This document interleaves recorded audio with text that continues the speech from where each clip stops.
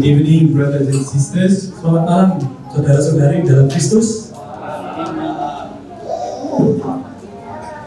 What a special day. Suatu hari yang sangat istimewa malam ini. What a special privilege to be with you today. Adalah suatu kehormatan bagi saya untuk bisa berada di tempat ini dan berkhotbah untuk Bapak Ibu sekalian. To remember and celebrate the ascension of Jesus Untuk the mengingat Christ, dan our Lord. dan merayakan kenaikan Tuhan Yesus, Tuhan kita. Amin. Tomorrow morning, Isabel and I will fly back early to Thailand. Besok pagi kita akan terbang kembali ke Thailand. So we will not see you for a while. Jadi mungkin kita tidak akan bertemu kembali dengan Bapak Ibu di dalam waktu yang tertentu. But we should be back end of August. End of August. Tapi mungkin kira-kira kita akan kembali di sekitar bulan Agustus. So we will see each other again. Jadi kita akan ketemu lagi. Hallelujah. So let us pray first. Jadi mari kita berdoa lebih dulu. Thank you, Father, for this beautiful congregation. Terima kasih Bapak untuk umat-Mu yang sangat indah pada malam ini. Thank you for this wonderful hospitality that has been provided to Isabel and me. Terima kasih juga untuk keramah tamahan yang luar biasa yang mereka tunjukkan kepada saya, Lionel dan Isabel, istri saya. By Pastor Japikir, his wife, Yang ditunjukkan juga oleh Pastor Japikir, istrinya dan anaknya, and the whole church. dan juga seluruh gereja ini. We are very touched by your welcome and hospitality. Kami sangat tersentuh atas sambutan Bapak Ibu dan juga keramah tamahan yang Bapak Ibu tunjukkan kepada kami. And God will bless you abundantly. Dan Tuhan akan memberkati Bapak Ibu sekalian dengan sangat melimpah. God is protecting you. Tuhan akan melindungi Bapak Ibu sekalian. Lord, tonight we want your Holy Spirit to speak. Tuhan, pada malam ini kami ingin agar Roh Kudus-Mu berbicara. Help me to use simple words and give gifts to my brother Johannes to translate into Indonesian. Berikan kepada saya juga kemampuan untuk bisa menerjemahkan firman-Mu ke dalam bahasa yang sederhana, dan juga kepada Yohanes sebagai translator saya, terjemah saya untuk bisa menerjemahkan ke dalam bahasa Indonesia dengan baik. We will be a good team Kami akan menjadi tim yang baik and good mouths for your words tonight to the church. dan menjadi alat dan sarana yang baik bagi Tuhan untuk kepada gereja-Mu pada malam ini. Thank you, Lord. In Jesus' name we pray. Terima Amen. kasih Bapa, dalam nama Tuhan Yesus Kristus kami berdoa dan mengucap syukur. Amin. I want to thank my wife Isabel Saya ingin berterima kasih kepada istri saya Isabel because she has been put under a lot of pressure karena dia sudah seringkali itu diletakkan di dalam suatu tekanan yang sangat kuat ya, to adjust the message of today. terutama untuk menyesuaikan firman Tuhan yang akan saya sampaikan pada hari ini. As I went the last time through it before 1 hour before the service, Karena 1 jam sebelum kebaktian ini saya masih lihat lagi dan menyesuaikannya. and God said, I have other things to say. Dan Tuhan berkata bahwa saya punya sesuatu yang lain yang untuk disampaikan. We had 30 minutes to review and 30 minutes to print. Jadi kita punya waktu yang sangat singkat untuk bisa melihat kembali, baca kembali, dan juga meyakinkan kalau ini adalah sesuatu firman Tuhan yang disampaikan kepada Bapak Ibu sekalian. The printing machine at the hotel was not cooperating. She was not working well, the printing machine. Terutama juga mesin printernya tadi ya sempat agak ngadat, tidak bekerja sama dengan baik. God is good, God prevailed, and we made it. Amen? Tapi Tuhan itu baik, Tuhan itu sangat baik, dan kita bisa mencapai pada malam hari ini. Thank you. Thank you, my dear wife. Terima kasih istri saya. So, tonight the message is about Jesus' ascension. Jadi firman khotbah malam hari ini yang akan kita sampaikan firman Tuhan adalah mengenai kenaikan Tuhan Yesus. You have it every year, I'm sure. Saya yakin bahwa Bapak Ibu sudah membaca ayat tentang kenaikan Tuhan Yesus setiap tahun, betul ya? But tonight we are going to look at it in a different perspective. Tapi malam hari ini kita akan melihat dari sudut pandang yang berbeda. What access the ascension of Jesus gave us. Jalan apa manfaat apa yang kenaikan Tuhan Yesus itu berikan kepada kita. So we are going to start reading from the book of Luke, chapter 24, verse 50 to 53. Jadi kita akan mulai membaca dari Injil Lukas pasal 24 ayat 50 sampai 53.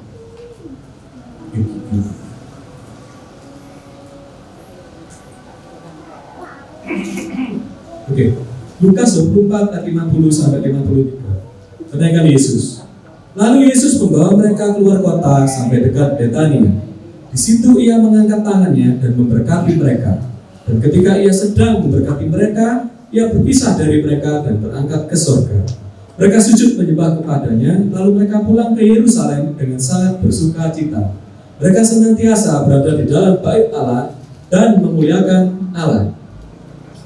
So these verses speaks of the moments of the ascension of Jesus and the following overwhelming joy of the disciple in their following worship.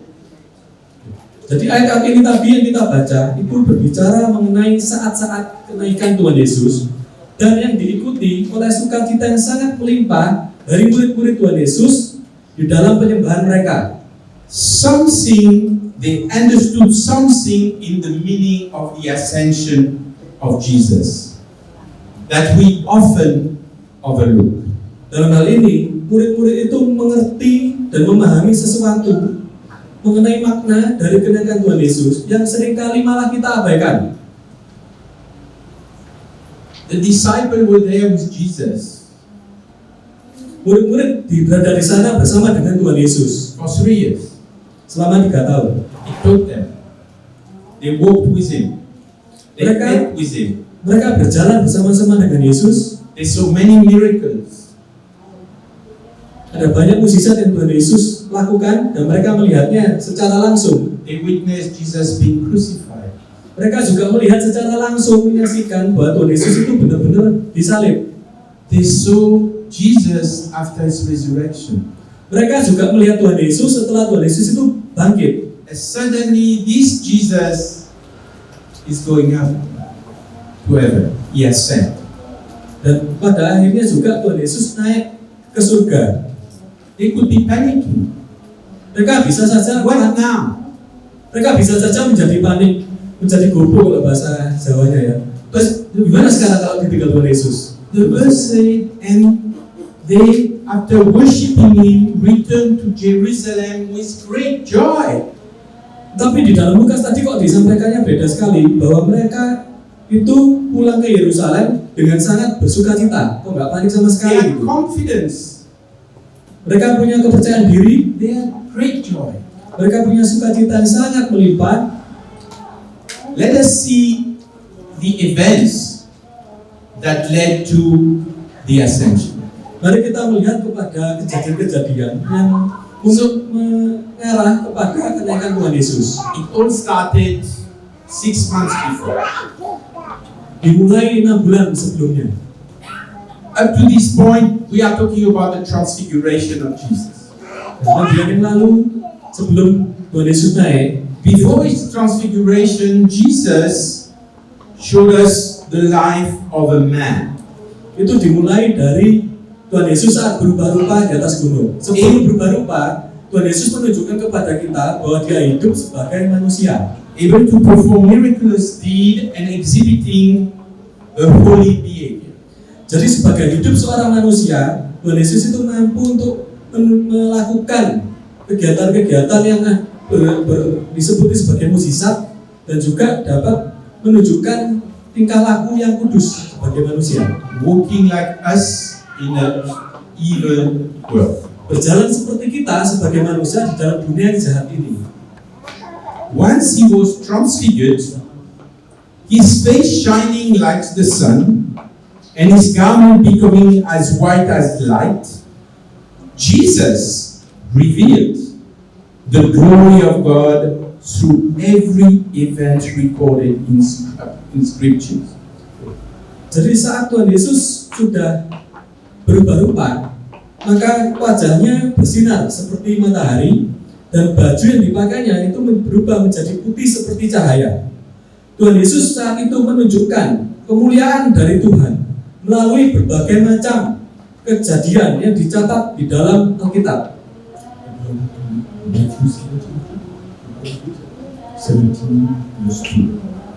Matius 17 ayat 2.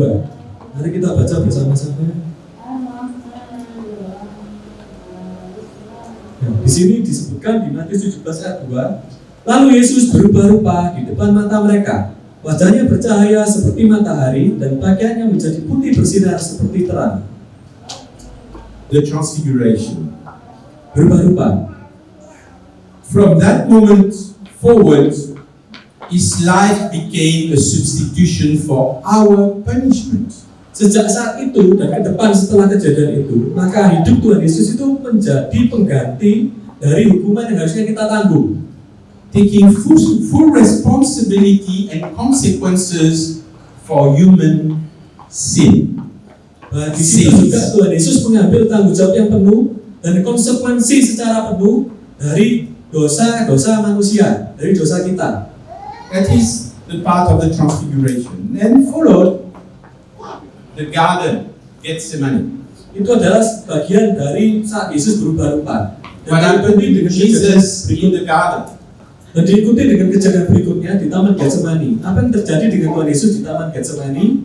He accepted the full weight of humanity's sin and judgment, though Jesus was sinless. Di Taman Getsemani, Tuhan Yesus itu bersedia untuk menerima beban yang penuh, secara penuh dari dosa dan penghakiman yang harusnya diterima oleh manusia. And you read Luke 23 verse 41. Mari kita baca Lukas 22 ayat 41.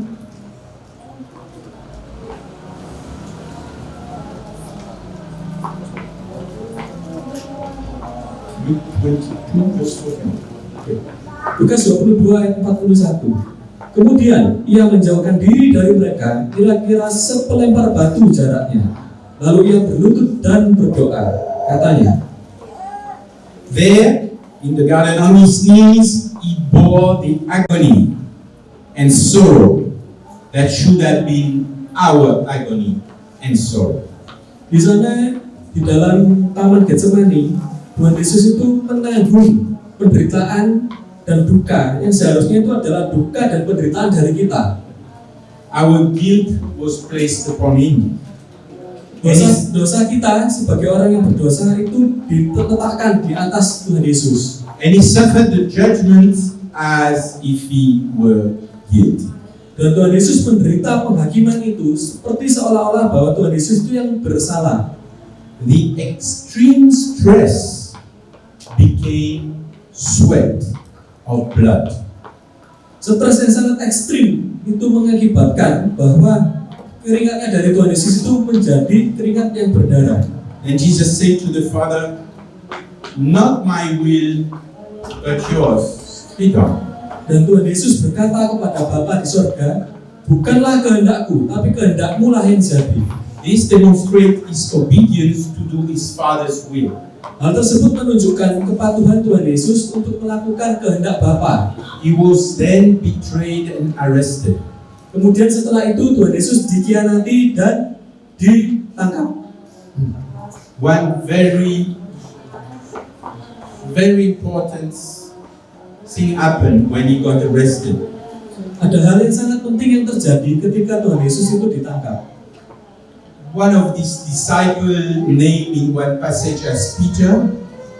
Ada satu muridnya yang di Alkitab ini disebut bernama Petrus. Drew his sword Mengambil pedang and cut the right ear of the servant of the high priest. dan juga memotong satu telinga di sebelah kanan dari hamba-hamba dari imam tinggi. The servant of the high priest was Malchus. Malchus. M-A-L-C-H-U-S. Malchus. Dan orang yang dipotong telinganya tadi itu bernama Malkus. One very close disciple of Jesus did that to defend Jesus. Jadi di dalam kejadian itu ada salah satu murid Tuhan Yesus yang melakukan hal tersebut. What Jesus did, Apa yang Tuhan Yesus lakukan? though he knew all the suffering that will be coming to him, he told his disciple to put back his word. Karena Tuhan Yesus tahu bahwa dia harus menanggung penderitaan dari kita, umat manusia, maka Tuhan Yesus menyuruh untuk murid tersebut meletakkan kembali pedangnya ke dalam sarungnya, To stop fighting, untuk berhenti berkelahi. and he told his disciple that the one who used the sword will die by the sword. Dan dia berkata kepada murid-muridnya, siapa yang menggunakan pedang akan mati juga oleh pedang. And then, to show his goodness, Dan kemudian untuk menunjukkan kebaikannya, he healed the ear of the high priest's servant. maka dia menyembuhkan telinga dari hamba imam besar tersebut. That was the last healing Jesus did Itu adalah penyembuhan yang terakhir yang Tuhan Yesus lakukan before he went to the cross. sebelum dia naik ke salib. Still being arrested,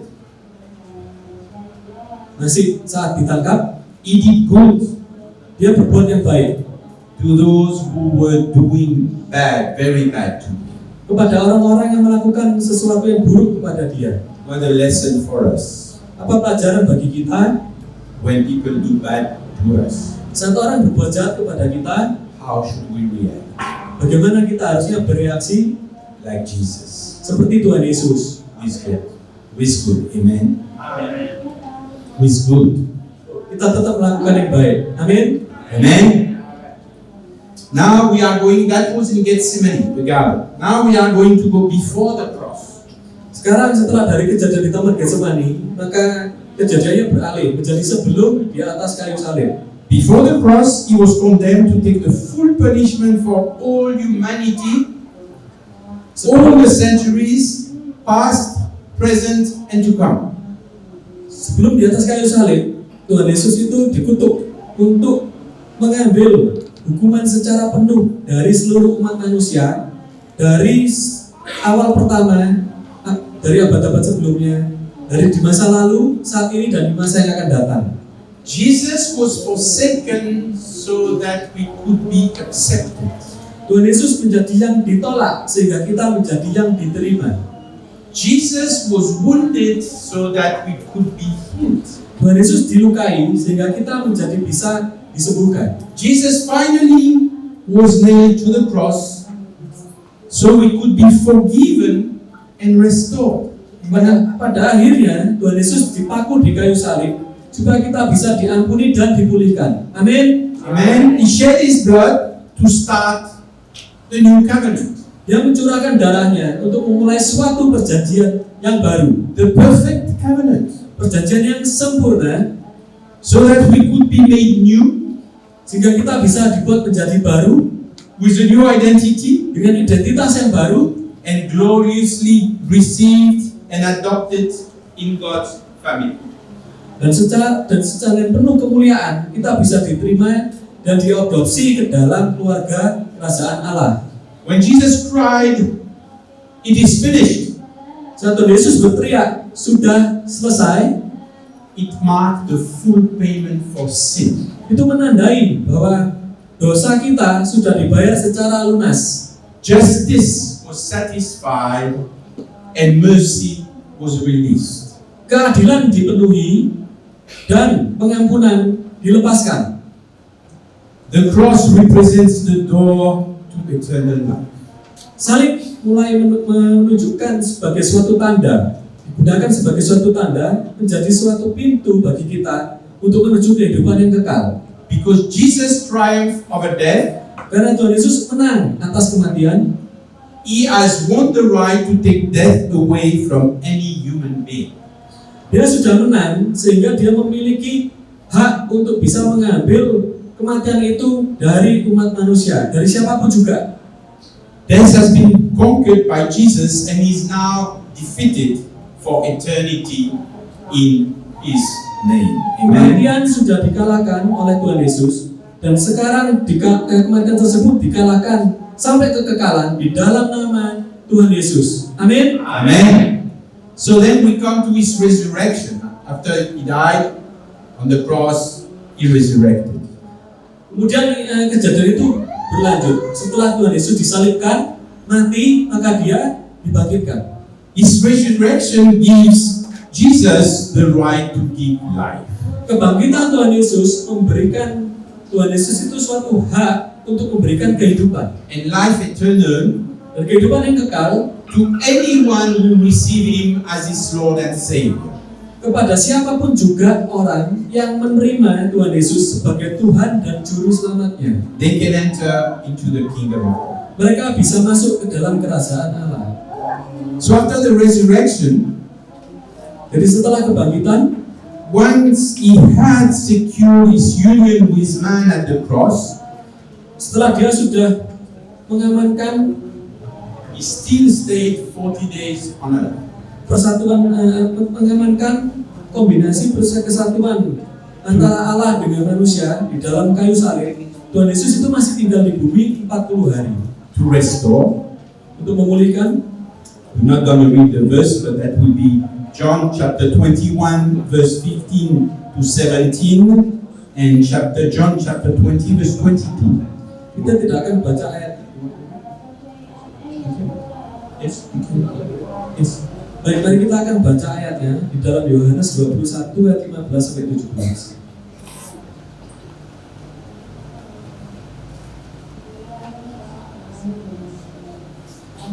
Yohanes 21 ayat 15 sampai 17. Sesudah sarapan, Yesus berkata kepada Simon Petrus, "Simon, anak Yohanes, apakah engkau mengasihi aku lebih daripada mereka ini?" Jawab Petrus kepadanya, "Benar Tuhan, engkau tahu bahwa aku mengasihi engkau." Kata Yesus kepadanya, "Gembalakanlah domba-dombaku." Kata Yesus pula kepadanya untuk kedua kalinya, "Simon, anak Yohanes, apakah engkau mengasihi aku?" Jawab Petrus kepadanya, "Benar Tuhan, engkau tahu bahwa aku mengasihi engkau." Kata Yesus kepadanya, "Gembalakanlah domba-dombaku." Ayat 17, kata Yesus kepadanya untuk ketiga kalinya, "Simon, anak Yohanes, apakah engkau mengasihi aku?" Maka sedih hati Petrus, karena Yesus berkata untuk ketiga kalinya, "Apakah engkau mengasihi aku?" Dan ia berkata kepadanya, "Tuhan, engkau tahu segala sesuatu. Engkau tahu bahwa aku mengasihi engkau." Kata Yesus kepadanya, "Gembalakanlah domba-dombaku." So during those 40 days, he stayed on earth to restore and calm his disciples.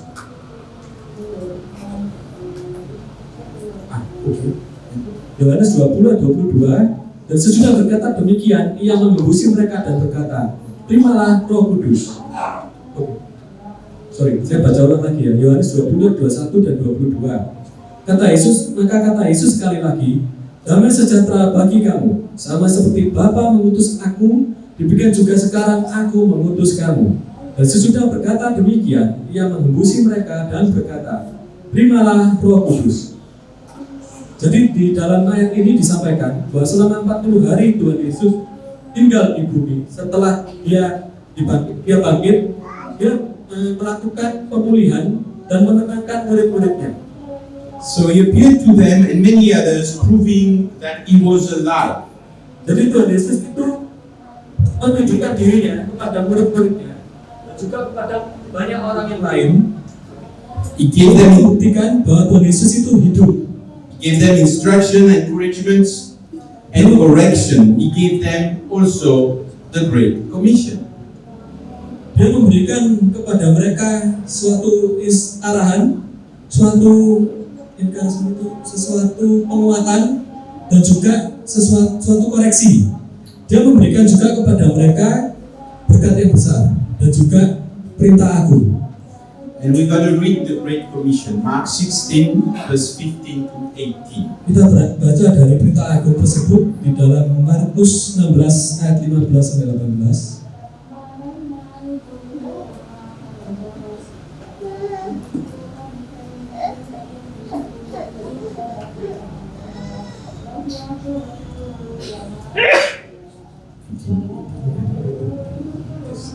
Markus 16 ayat 15 sampai 18. Lalu ia berkata kepada mereka, "Pergilah ke seluruh dunia, beritakanlah Injil kepada segala makhluk. Siapa yang percaya dan dibaptis akan diselamatkan, tetapi siapa yang tidak percaya akan dihukum. Tanda-tanda ini akan menyertai orang-orang yang percaya. Mereka akan mengusir setan-setan demi namaku. Mereka akan berbicara dalam bahasa-bahasa yang baru bagi mereka. Mereka akan memegang ular, dan sekalipun mereka minum racun maut, mereka tidak akan mendapat celaka. Mereka akan meletakkan tangannya atas orang sakit, dan orang itu akan sembuh. So he gave the Great Commission to the disciples. Jadi dia memberikan suatu perintah agung kepada murid-muridnya. But many Christians in the church and elsewhere, they don't take it seriously.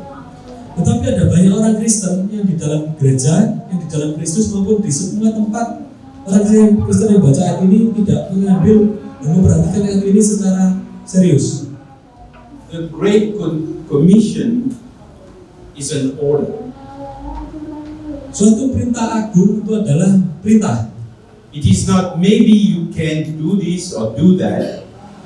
Di dalam ayat ini tidak berkata bahwa mungkin bisa Bapak Ibu ayo dilakukan ini dan itu gitu ya. It starts with go. Tapi itu dimulai dengan kata-kata pergilah. So if we go, we cannot sit. If we go, we cannot sit.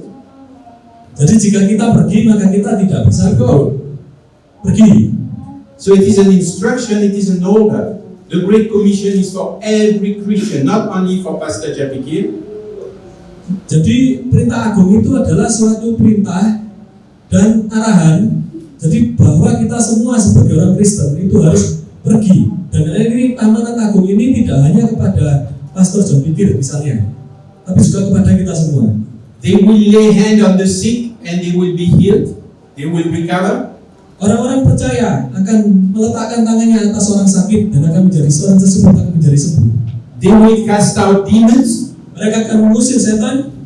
Didn't say Pastor Japikir only. Jadi itu bukan hanya kuasa yang hanya diberikan kepada Pastor John Pikir saja, tapi kewajiban ya untuk Pastor John Pikir. It is for all Christians to do that. Tapi semua orang Kristen itu berkewajiban dan bisa melakukan hal tersebut. Maybe you are shy. Maybe you are saying maybe it doesn't work for me. Mungkin kita malu, mungkin kita ragu dan berpikir, kayaknya itu bukan buat saya deh. By the way, it is not about you. It is about Jesus. Dan harus kita pahami bahwa hal ini bukan tentang kita bisa atau tidak, tapi itu tentang Tuhan Yesus. It is in His name, Bahwa di dalam nama Yesus, by His power. dengan kekuatan oleh Amen. Tuhan Yesus, kuasa Tuhan Yesus. Amin. It's not by your power. Jadi bukan karena kuasa dan kekuatan kita sendiri, It's not by your name. bukan atas nama kita sendiri, It's not by your understanding and abilities. dan juga bukan atas dasar kemampuan kita dan pemahaman kita terhadap firman Tuhan.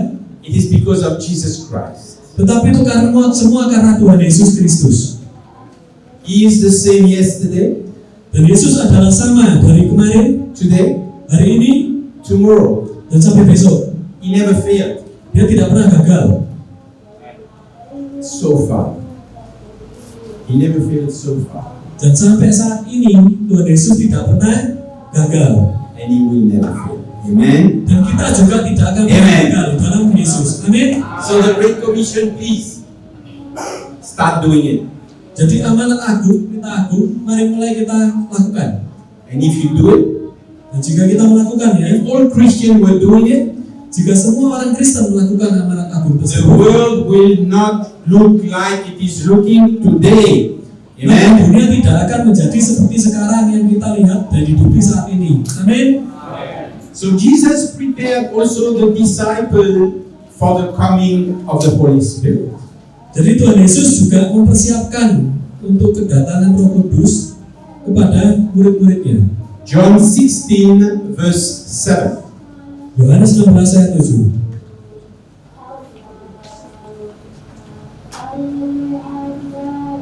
Yohanes 16 ayat 7. Namun benar yang kukatakan ini kepadamu adalah lebih berguna bagi kamu jika aku pergi.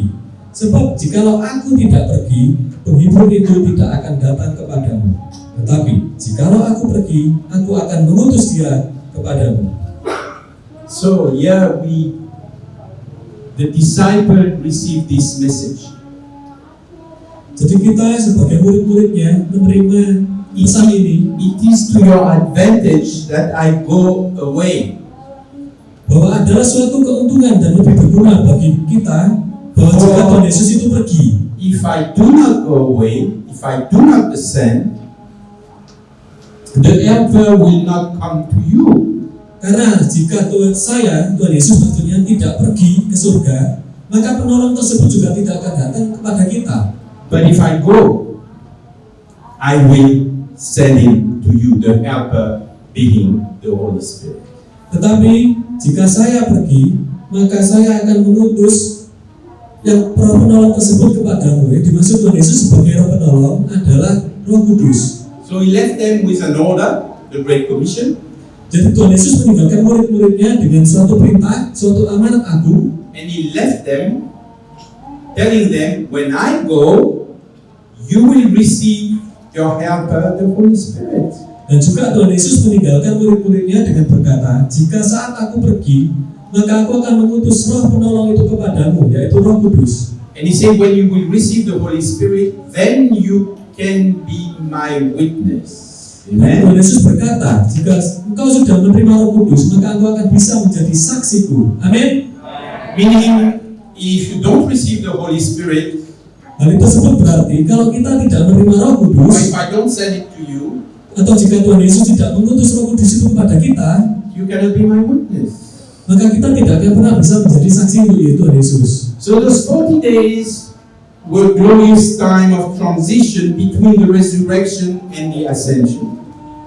Jadi di dalam 40 hari tersebut itu adalah saat-saat yang penuh kemuliaan, di mana itu adalah transisi atau perubahan, masa transisi antara kebangkitan Tuhan Yesus menuju kenaikan Tuhan Yesus. During this time, Jesus revealed more and more of God's plan. Selama masa-masa ini, maka Tuhan Yesus itu menunjukkan lebih dan lebih lagi apa itu rencana Tuhan, which was made fully known at his ascension. yang diberitahukan secara penuh oleh Tuhan Yesus saat kenaikannya. Jesus' ascension into heaven opens the way for us. Kenaikan Tuhan Yesus ke surga membuka jalan bagi kita. If Jesus had gone to heaven directly from the Mount of Transfiguration, he would have gone alone. Kalau misalnya ya, Tuhan Yesus itu saat berubah-ubah dari gunung yang empat dia berubah dengan 3 muridnya tersebut. Saat itu Tuhan Yesus tiba-tiba saja langsung pergi ke surga. Naik saat itu, maka Tuhan Yesus akan pergi sendirian ke surga. He would have been nothing else than a glorious figure. Dan Tuhan Yesus tidak akan memiliki makna lebih kepada kita selain sebagai suatu sosok figur yang penuh kemuliaan. Itu saja. But when he revealed his divinity through transfiguration, he still chose to go through the whole process, to be arrested, to be put on the cross, to die for our sin, to suffer for us. Dan walaupun Tuhan Yesus sudah menunjukkan kemuliaan Bapa kepada kita melalui saat dia berubah rupa di gunung tersebut, Tuhan Yesus masih memilih untuk menderita bagi kita, ditangkap, menderita, dan disalibkan serta mati bagi kita. He had to go through all of humiliation and the cross to take humanity with him into the kingdom of heaven. Dia memilih melalui proses tersebut bahwa dia dipermalukan dan juga dipukuli, disiksa gitu ya. Supaya apa? Supaya untuk melalui salib tersebut, maka Tuhan Yesus itu bisa membawa kita manusia ini menuju kerajaan surga. And the ascension is the complete fulfillment of the transfiguration. Jadi kenaikan Tuhan Yesus itu adalah suatu pemenuhan, penggenapan secara penuh dari perubahan rupa transfigurasi tersebut. Jesus entered first into heaven to open the way. Yaitu bahwa Tuhan Yesus naik dulu dan masuk ke dalam kerajaan surga untuk membuka jalan and to keep the door open for all of us. Dan setelah dia masuk ke surga dan membuka jalan, dia tetap membiarkan pintu surga tersebut terbuka supaya kita bisa masuk ke sana. Having secured his complete union with man. Dia sudah mengamankan mengamankan bahwa dia itu wujudnya menjadi penuh sebagai seorang manusia, menjalani hidup penuh sebagai seorang manusia. For anyone redeemed, there is now freedom of access to the throne of God. Melalui persatuan antara Tuhan Yesus dengan manusia, yaitu bahwa dia hidup sebagai manusia, dia menunjukkan kepada kita bahwa untuk setiap orang, setiap manusia yang ditebus, sekarang ada akses jalan gratis dan bebas untuk bisa kita menuju kepada tahta Bapa di surga. Free access to the throne of God, to our Father in heaven, all because of the ascension of Jesus Christ. Jadi akses kita, jalan kita menuju tahta Bapa itu tidak terhalang lagi. Jesus the Lord returned to his original glory. Tuhan Yesus saat ini sudah kembali kepada kemuliaan yang sejak awal memang dia sudah miliki.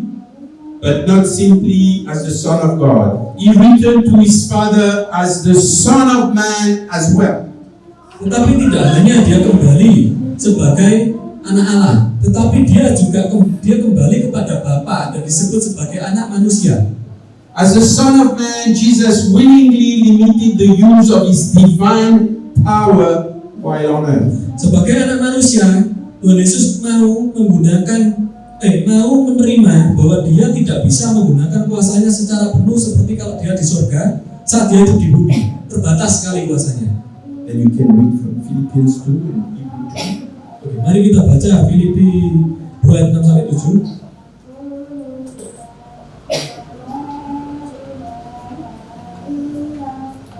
Filipi 2 ayat 6 sampai 7. Yang walaupun dalam rupa Allah tidak menganggap kesetaraan dengan Allah itu sebagai milik yang harus dipertahankan, melainkan telah mengosongkan dirinya sendiri dan mengambil rupa seorang hamba dan menjadi sama dengan manusia. Dan dalam keadaan sebagai manusia, ia telah merendahkan dirinya dan taat sampai mati, bahkan sampai mati di kayu salib. Ibrani 2 ayat 17.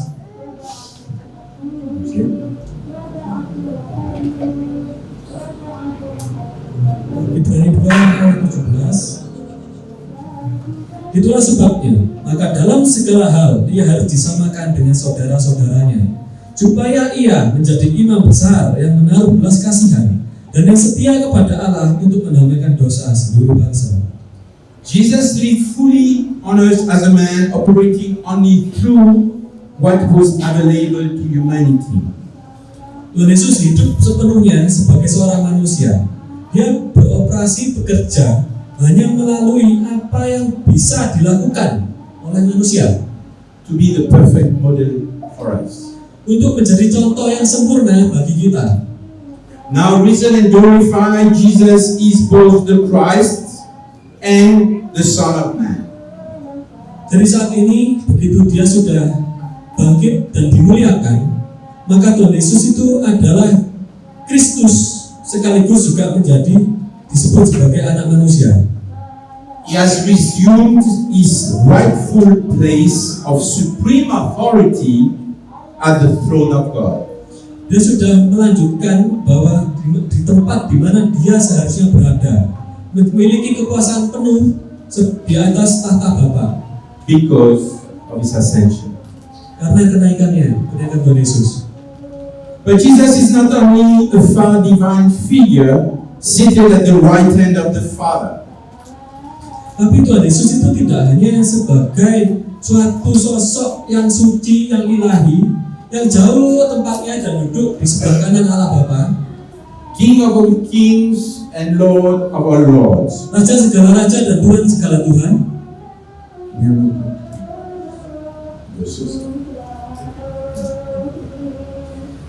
Is our elder brother.